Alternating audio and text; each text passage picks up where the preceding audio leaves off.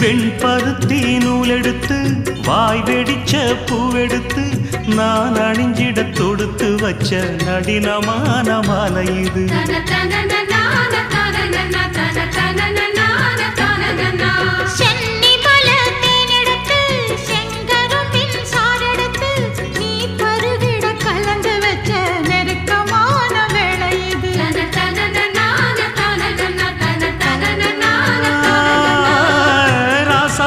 உடம்பிருக்கும் ரவிக்க துணி நானாக அன்னாடம் சூடி கொள்ள ஆசை வச்சாகாதா.